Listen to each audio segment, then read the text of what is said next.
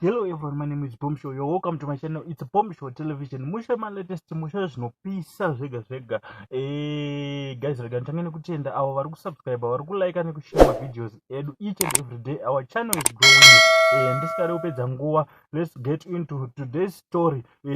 Ndisingakanganwe vandai advertisera zvekuti vanopa chikafu kuma construction companies, parties vari kupa kutenda. Guys, kana une business rako futi raukuda kuti riitwe mudziginyira wekuita sei wekuti advertiswe panapa, number ndichaisa mu description of this video.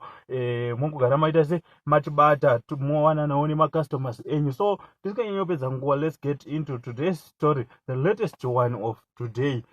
Right, pane Sekuru, pane nyaya yakambotendera pasocial media yakanzi yakaitika yemupanda anga ane 14 years ainzi akaromba zvekuti mari yaivo aisanzi akaromba but ainzi I think mangotaura kuti kuromba kwese ganditi akaromba zvekuti hanzi akaenda kuChipinge here zvekuti anga akumuka mari iri kumusoro kwepilo yake, asi munhu uyu angunzi anga ari street kid mutown.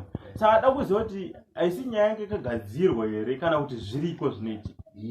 Nyaya iyoyo ndoda panambotaura ndikati akaenda kwanditi mati akaenda azvizi pafoni zvinoitika izvozvo zvinoitika, asi manje mugare makateerera mupana yenyu andosvikipi nazvo izvozvo. Mugare muri pamhepo muchimuteerera kuti abapapi zvine ngozi kumberi izvozvo. Saka kuna kuti kutobata kwaanenge aita pane zvichatoitika. Garai makateerera pane zvichatoitika. akatozviisira moto muzvizvo chinouya nemari chichirutsa chichisiya madeni handi chinosiya akabata chichangoya akarara chichauya futi akarara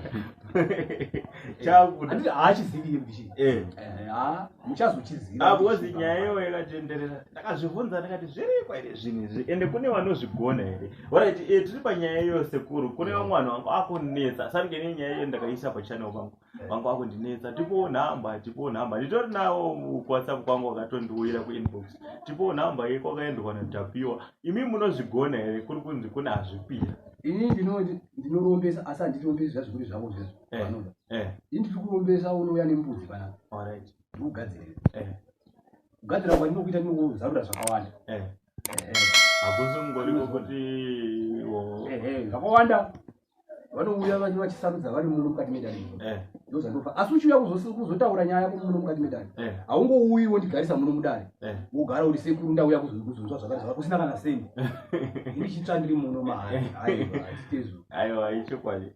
Aiwa, ipapo Sekuru vataura kuti vanozvigona asi usangouya uri maoko ndozvikura mukana Sekuru kuti kungouya uri maoko, asi vari kuti une dambudziko ranyanya kunetsa.